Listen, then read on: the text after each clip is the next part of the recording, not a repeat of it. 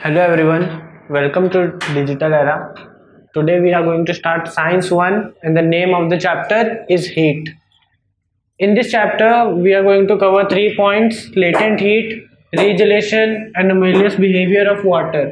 And there are a few more points like specific heat, etc. But we will see these things first. So what is latent heat? We all know about heat. Joule जो है वो heat का unit है, ठीक है। फिर latent heat, what is latent heat? हम लोग देखते हैं ice transforms into water, water transforms into water vapour. तो इस प्रोसेस को होने में बहुत सारा हीट रिक्वायर होता है। आइस ऐसे तो नहीं पिघल जाएगा, जब वो गर्म होगा तभी पिघलेगा। तो हीट रिक्वायर हुआ, कुछ ना कुछ हीट उसने एब्जॉर्ब किया आइस ने, फिर वो वाटर बना, फिर वाटर कुछ ना कुछ हीट एब्जॉर्ब किया, फिर वो वाटर वेपर बना। तो उसका एक डेफिनेशन है, देखो पहले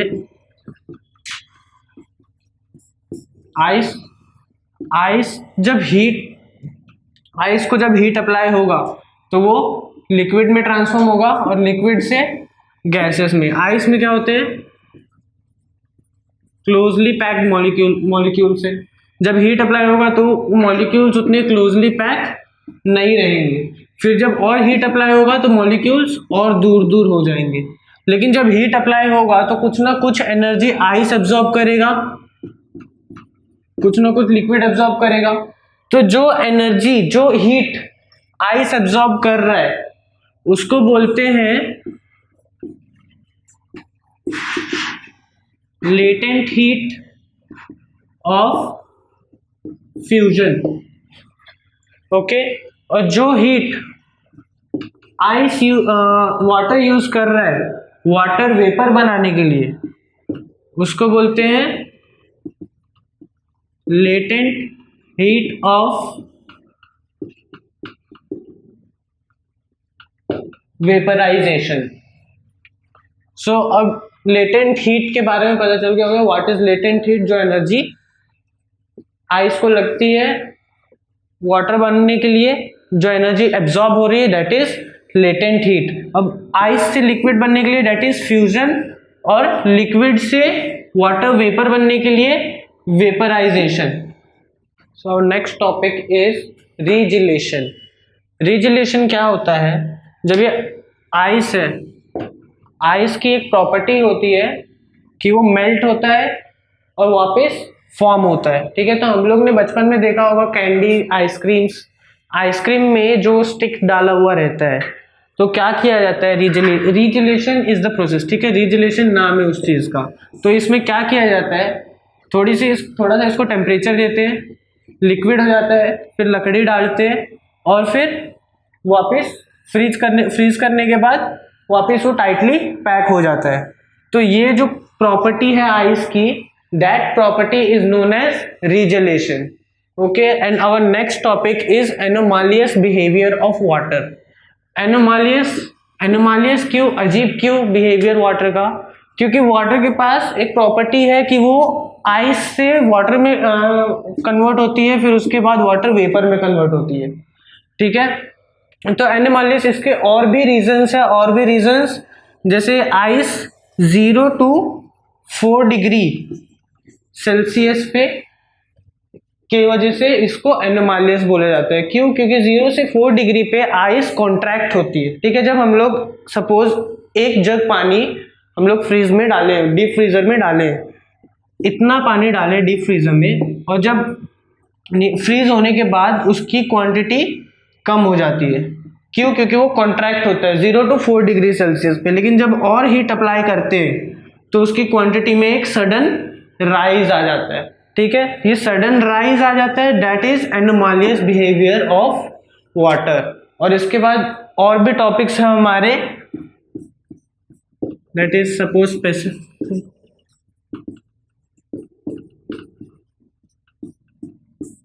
स्पेसिफिक हीट, ठीक है। स्पेसिफिक हीट भी यही डायग्राम से समझ जाएगा। एक यूनिट को कितना हीट लग रहा है So our next topics are specific heat capacity and dew point. Specific heat capacity क्या होती है? The amount of energy, कोई ऑब्जेक्ट को मिनिमम अमाउंट ऑफ एनर्जी कितना लगता है कि उसका टेम्परेचर 1 डिग्री से इंक्रीज हो, 1 डिग्री सेल्सियस से उसका टेम्परेचर इंक्रीज हो. ठीक है. फॉर एग्जाम्पल एफ ई को 0.110, दैट इज उसका स्पेसिफिक हीट है.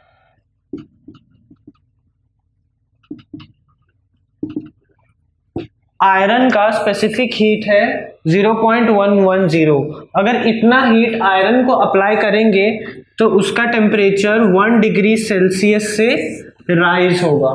ठीक है. तो इसका डेफिनेशन कैसे होगा?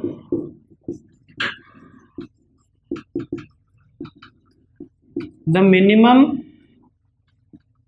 Amount of energy required to rise the temperature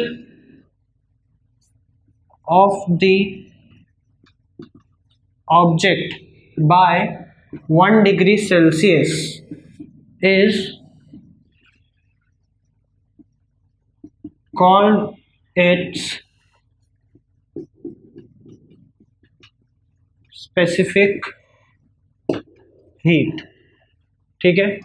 The minimum amount of energy required to rise the temperature of the object by 1 degree Celsius is called its specific heat.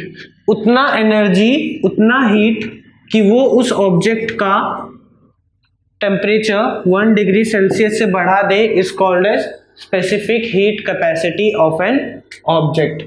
Now what is dew point? Dew point is a temperature. ठीक है. किसका temperature? Dew point is a temperature of air. ठीक है. Suppose एक unsaturated air है. There are two types of air, saturated and unsaturated. The maximum amount of water vapour that can be held by a given amount of air is called saturated air. ठीक है. अभी हमारे पास unsaturated air है, बहुत सारा unsaturated air है. अभी हम लोग उस एयर को इतने टेम्परेचर पे डिक्रीज कर देते हैं कि वो वाटर वेपर के सैचुरेट हो जाए, एयर से सैचुरेट हो जाए, उस टेम्परेचर पे उसको डिक्रीज कर देते हैं.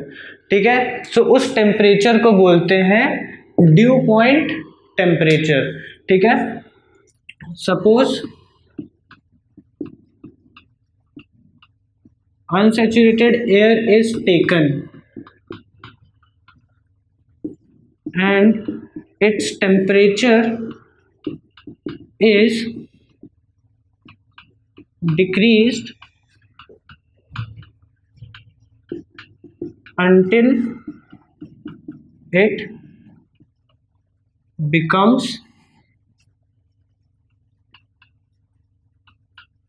saturated. ठीक है. अभी ड्यू पॉइंट पता चल गया. अभी relative humidity. What is relative?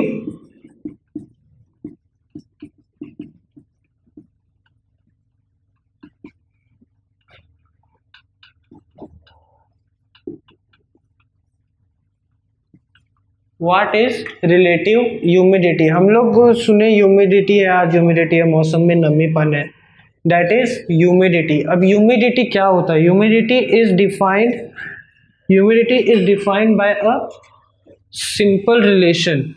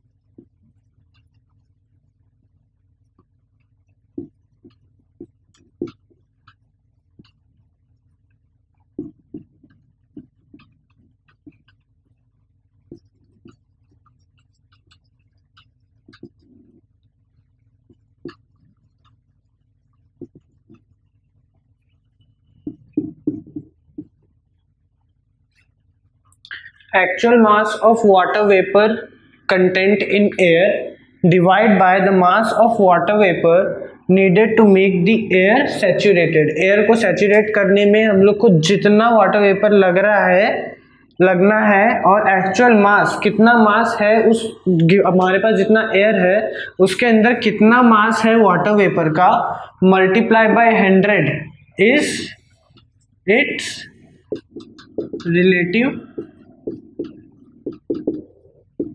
humidity.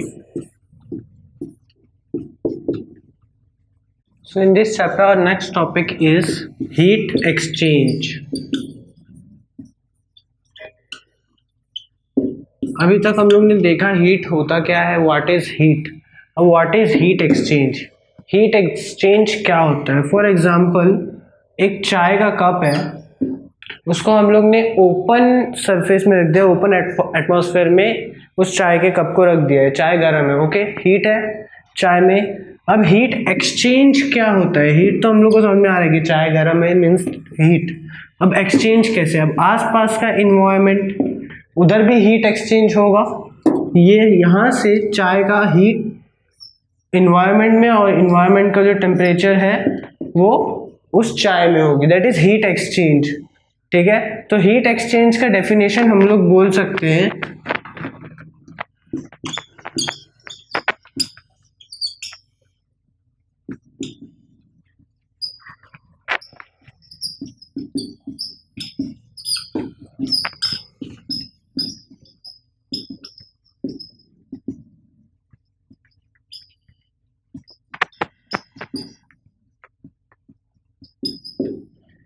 मतलब heat lost by object 1 is equal to heat gained by object 2. एक ऑब्जेक्ट जो है वो हीट लॉस कर रहा है, ठीक है, एक ऑब्जेक्ट का हीट लॉस हो रहा है और वहीं पे दूसरा ऑब्जेक्ट हीट गेन कर रहा है.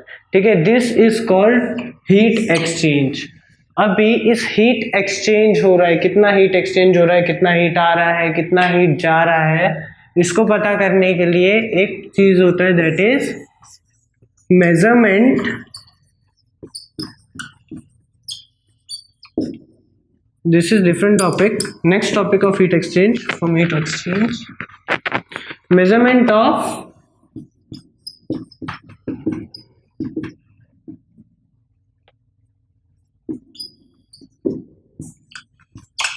next topic is measurement of specific heat.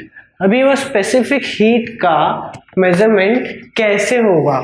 तो एग्जाम्पल जैसे heat lost by an solid object, एक सॉलिड ऑब्जेक्ट है उससे हीट लॉस हो रहा है, ठीक है, बोल सकते हैं. कैलोरीमीटर हम लोग ने पढ़ा है कि कैलोरीमीटर क्या होता है. कैलोरीमीटर से क्या होता है कि वो कोई भी ऑब्जेक्ट का स्पेसिफिक हीट एक्सचेंज बताता है. ओके, तो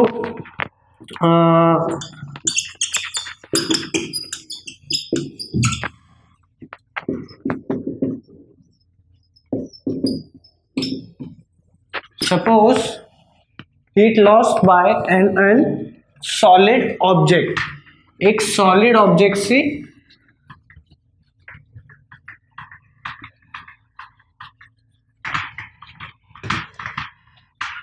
सपोज करो कि heat lost by an solid object और हीट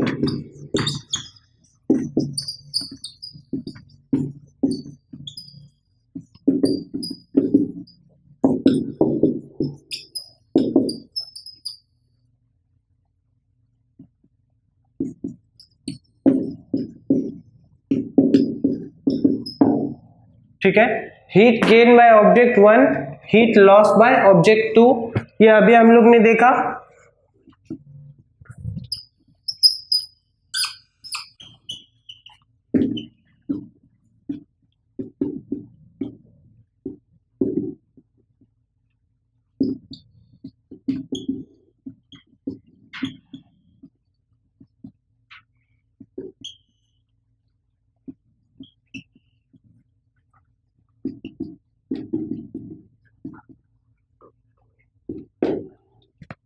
तो हम लोग ने यहाँ पे देखा heat gain bye an object one. हम लोग कैलोरीमीटर देख रहे हैं। कैलोरीमीटर किस प्रिंसिपल पे वर्क करता है कि एक हॉट ट्यूब में अपन वाटर डालते हैं तो फिर वो वाटर और ट्यूब का जो हीट एक्सचेंज होता है that is calculated by calorimeter.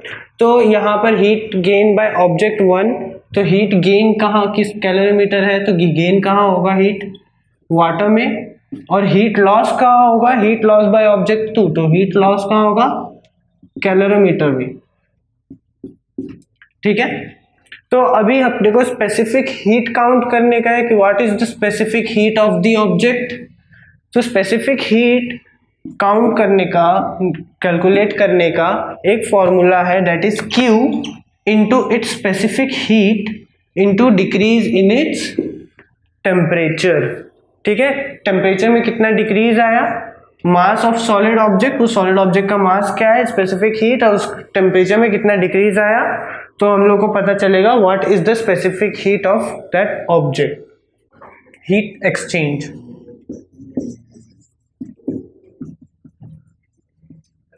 What is heat exchange, इसको हम लोग सिंपली बोल सकते हैं heat lost by object one और hot object is equal to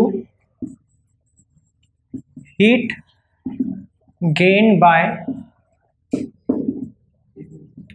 object two, cold object. ठीक है, heat lost by object one, heat gain by object two, this is heat exchange. अभी हीट एक्सचेंज इसको हम लोग कैसे सिंप्लीफाई करके एक सिंपल सा इसका एग्जांपल बताता हूँ, चाय वाला वही एग्जांपल। अगर एक चाय, गरम चाय के कप को हम लोग एक इन्वायरमेंट में रखे हैं, ठीक है, इन प्रॉपर इन्वायरमेंट, तो चाय और इन्वायरमेंट में हीट एक्सचेंज स्टार्ट हो जाएगा। हीट एक्सचेंज स्टार्ट हो जाएगा मतलब हॉट ऑब्जेक्ट जो चाय है हमारा that will start losing heat, और जो कोल्ड ऑब्जेक्ट है that is our atmosphere in relation with chai, वो जो हमारा एटमॉस्फेयर है, आजू बाजू का सराउंडिंग है, दैट इज कोल्ड, तो दैट इज कोल्ड ऑब्जेक्ट। तो दोनों के बीच में एक हीट एक्सचेंज स्टार्ट हो जाएगा। ठीक है, और ये तब तक चलेगा जब तक टेम्परेचर दोनों का इक्वल नहीं हो जाता। ठीक है, this is called heat exchange. Heat lost by object one, hot object, heat lost by hot object is equal to heat gain by cold object. जितना हॉट ऑब्जेक्ट जितना हीट लॉस करेगा वो कोल्ड ऑब्जेक्ट उतना ही heat gain करेगा। This is called heat exchange.